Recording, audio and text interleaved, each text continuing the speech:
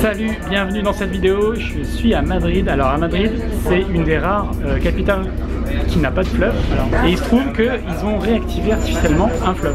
C'est ce qu'on va aller voir ensemble. Madrid est une des seules villes en Europe, en tout cas, une des seules capitales en Europe à ne pas avoir été construite sur un fleuve, ou en tout cas près de la mer. Alors le premier truc qu'on fait quand on arrive à Madrid, c'est évidemment d'aller manger thaïlandais.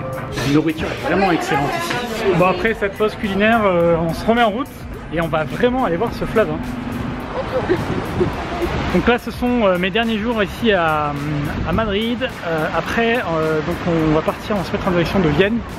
Donc on a un avion et c'est, je crois, 3h30 de vol entre Madrid et Vienne. Et Vienne, voilà, je suis assez impatient d'y aller. Alors là, je suis devant la statue de Don Quichotte. Et il était connu puisqu'il se battait contre des moulins à vent. Ça me rappelle souvent ce que font beaucoup de gens avec leur argent, c'est ils utilisent le livret A en espérant gagner de l'argent. Et si vous faites ça, vous êtes vraiment en train de vous battre face à un moulin à vent, c'est-à-dire que vous ne pouvez pas gagner d'argent en plaçant l'argent que vous avez durement gagné sur des livrets qui rapportent rien, quoi. Donc vraiment, mettez-vous en action en investissant réellement et en apprenant à investir intelligemment pour gagner beaucoup plus que le livret A.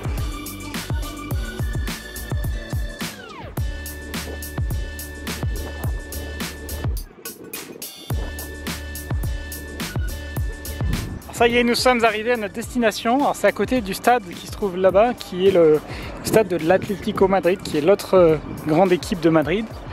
Sachant qu'à Madrid, le saviez-vous, il y a 4 équipes de football qui sont en Ligue 1. C'est vraiment aussi une nation de football. Donc on arrive à notre fleuve ici. Donc il est là. Bon alors Gaël, toi qui habites ici à Madrid, il m'a l'air un peu calme ce fleuve. Oui, c'est parce qu'en fait le lit il est véritable, mais le fleuve il est artificiel maintenant puisqu'il était complètement asséché, ils ont dû tout réaménager. Et voilà, mais en fait c'est un peu bizarre parce que Madrid c'est entouré de montagnes, il y a plein de cours d'eau. L'eau de Madrid elle est super réputée, c'est vraiment débile d'acheter de l'eau en bouteille quand tu habites à Madrid. Et le comble c'est qu'à Madrid même il n'y avait pas de fleuve. Maintenant tu peux voir, c'est super joli et ça a redynamisé le quartier puisque les gens viennent se promener le dimanche quand il fait beau, ce qui est souvent.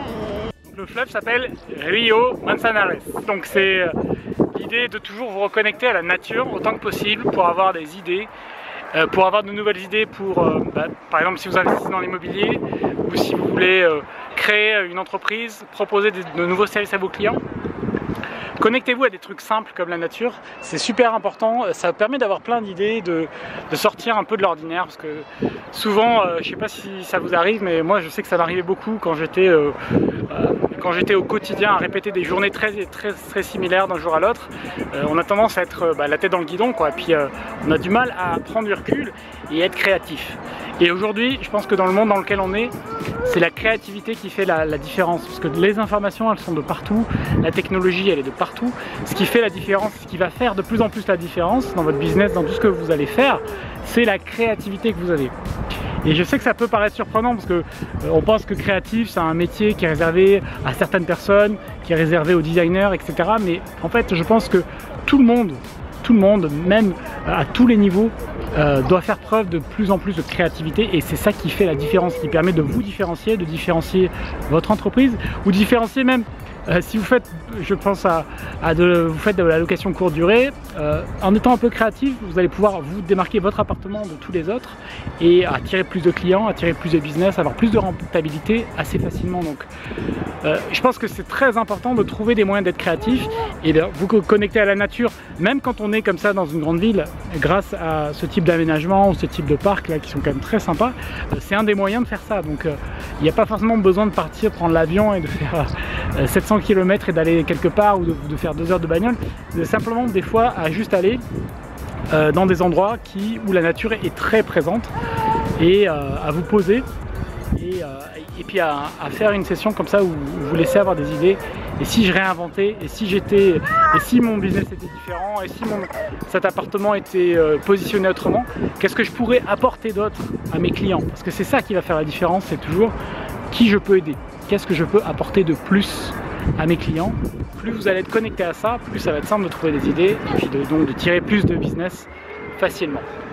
La dernière fois que je suis venu ici, ça remonte à vraiment de très nombreuses années et tout ça n'existait pas. C'était pas du tout aménagé comme ça.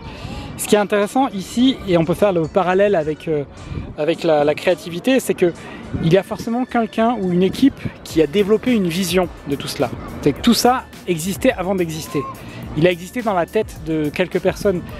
Et en plus, ce qui est très parlant, c'est qu'avec la nature, notamment avec les arbres, évidemment, ça met des années à pousser. Donc il y a bien quelqu'un qui a imaginé qu'un jour, ça serait plus ou moins comme ça.